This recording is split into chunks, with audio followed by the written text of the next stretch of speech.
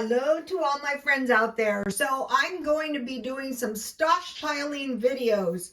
I know some of my followers are new to stockpiling, so here goes. Okay, the first thing you can do to combat inflation is to get some food that doesn't cost much and eat it every few days. Not every day, that's dismal. Okay, the first thing is hot dogs. Hot dogs are really good with sauerkraut, with baked beans, with French fries, with rice. One of my favorite meals, and if you guys haven't tried it, consider it, is hot dogs with rice and milk. Rice and milk with sugar, with hot dogs with ketchup. It doesn't sound good, but it is. Okay, number 2, lunch meat, any kind. I usually buy bologna.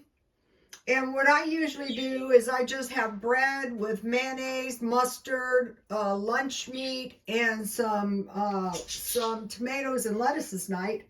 Okay, number 3 is eggs. Eggs are cheap, and you know, eggs and fried potato, eggs and bread, you know, toast, scrambled eggs, boiled eggs, and then, okay, now, so we have hot dogs, lunch meat, eggs, tuna. Tuna is really cheap. Tuna sandwiches, tuna casserole. You can make macaroni and cheese and put tuna in it, and bacon. And bacon is BLTs, bacon and beans mainly. Bacon on salads with cheese. So the first thing is, here is some cheap meat,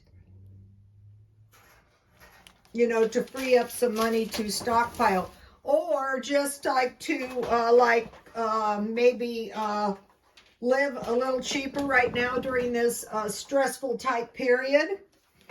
Okay, so the next thing is to create a stockpile where you have food, and if you can't get to the store, you go in, you get the food that you have stored. You know, if the ATMs go down, Britain has been, there's been a cyber attack. It could happen here, and you can't get your money out of the ATM. So you want to keep some food and some cash, not a massive amount of cash to get yourself killed, just enough, you know, for maybe some propane or bottled water. So the first thing is Spam, and why Spam is good is you can make fried rice. Fried Spam and eggs. I used to bake it just like a ham and have some like canned sweet potatoes and some green beans. I used to eat that all the time. Okay, now we have corned beef. Corned beef and potatoes, fried potatoes, or corned beef with sauerkraut and baked potatoes. See the tasty looking hot dog? Or, you know, just fried corned beef with eggs, or corned beef with potatoes and vegetables. Okay, the next one is salmon.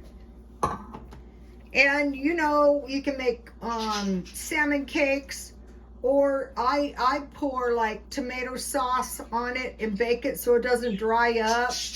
Or sandwiches, or, you know, you can make white sauce with salmon over noodles. So there's lots of things. And then these canned hams. So now each of these is cheaper by about $1, unless they start going up, which they probably will, because we're going to be suffering some inflation. But you can eat your ham just like, I don't have a can of the roast beef out. I went to get some more roast beef, canned roast beef. I want to mention something on the corned beef and the canned roast beef. I would suggest the better brand for a few more dollars if you have to really eat the stuff. So these are these will probably go up to the same price as fresh meat. So just to mention, this is 57.5 ounces of meat. So you need about 5 ounces a day, 35 ounces a week. So this is approximately, approximately 2 weeks, a little short of 2 weeks.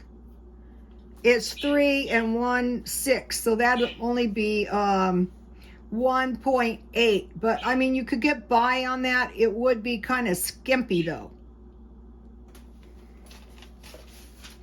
So that is some stuff to bear in mind for I want to leave the sides out. So that would be how to stockpile for another thing, so you're not going without meat at the end of the month, because you just go into your stockpile, you get a ham out, you fry some eggs, and hopefully you bought 60 eggs. Okay, so now I want to go into MREs. Okay, the other night I had this dream. It was like war. And what I saw in my dream was someone who had a big barrel, like a trash can with canned food in it. So if you have to evacuate, take your canned food or secure your canned food so it doesn't get destroyed. So or if like your power goes out, if you're, you can get your MREs, you can eat any of these meats right out of the can.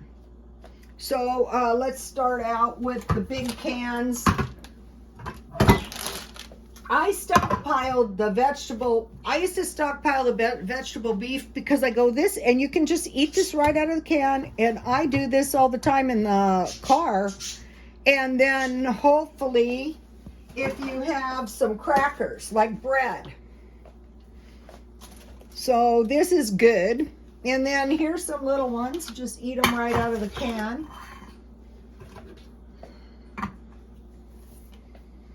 And here's some, I stockpiled a case of these. These are a better quality chip than maybe the crackers, but these wheat crackers from Walmart will be good if you're stuck in the house with no power. Okay, and now top ramen. You can eat the noodles just like bread if you need to. Okay, so now we have, I used to buy these for less than $1, but mainly these are to go with the sun chips. That's a good combination.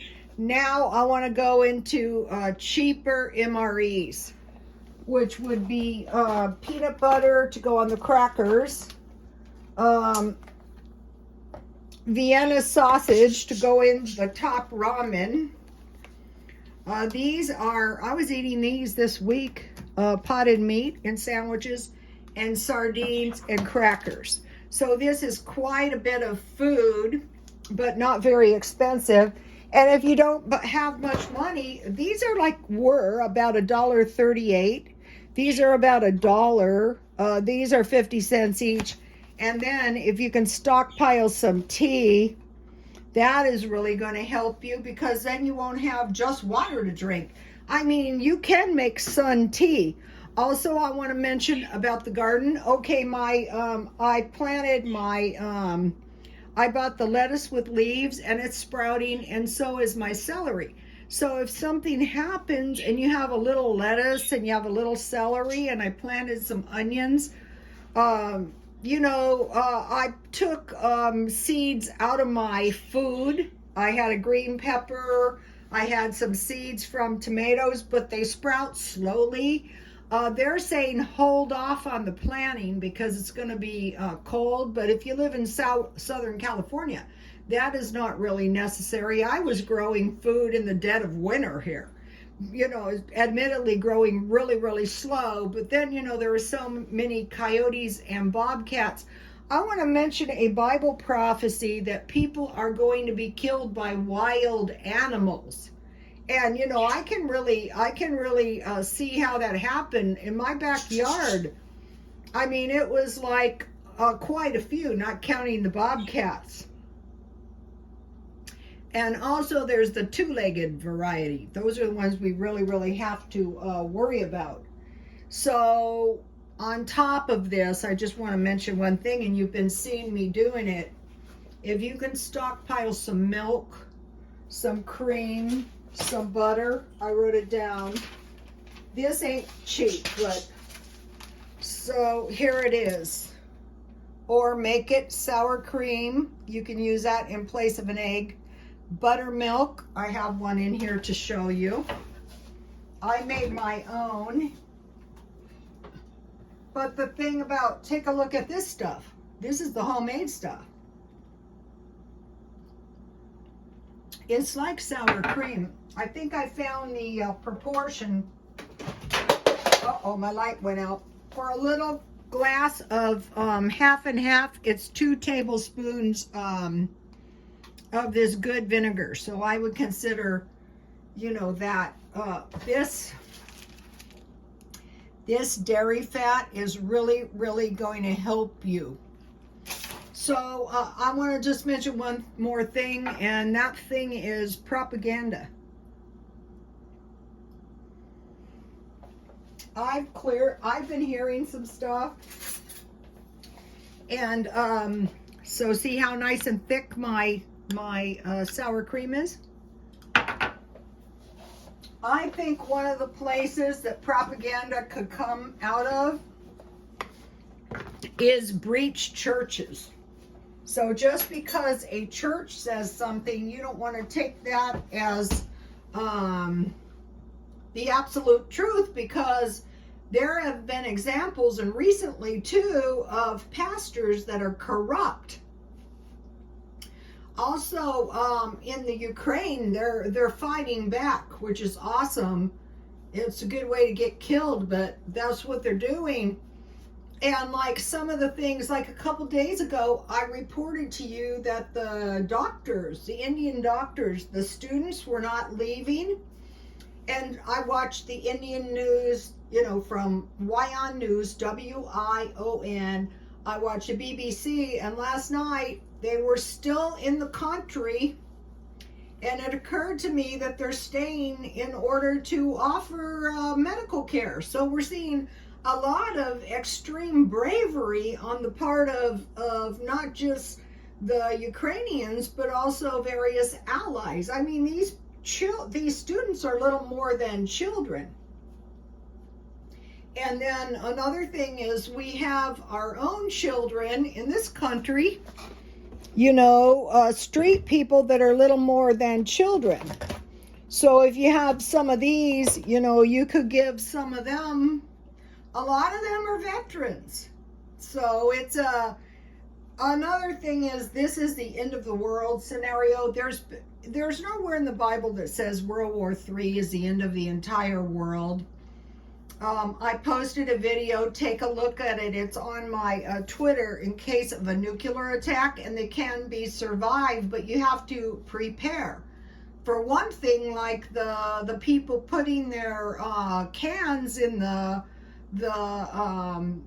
containers, like the big containers, and we want to give some of this the thought prior. They say you need 16 inches between you and the waste, and it settles in, say, 3 days, so you could evacuate. So you also want to protect your vehicle so you can get out, and you want to have gas, because the worst thing is in one of these evacuations and propane. So be thinking about that. And so many times in my life, I have said to myself, this is not happening. It was so god awful, and I would say this is not happening, but it was happening. So your best, most of the time, I was pretty much prepared. You know, so what we want to do now, so back to, is World War III the end of the world? Well, when Nero attacked, it wasn't the end of the world. World War I wasn't attacked, and you can go all the way through the wars, and it wasn't the end of the world. Many times people thought, you know, this is a big one, Elizabeth, and it was really, really bad. So the thing I think is prudent is prepare in case you survive, you know. Okay, and have some clear thought. Where in the hell will I go prior to being attacked? Or, you know, if they say, you know, something horrific is coming, get out before it arrives if you can. Okay, you guys, I will be doing stockpiling videos. Please like, comment, and I was going to say survive, subscribe, and God bless you all.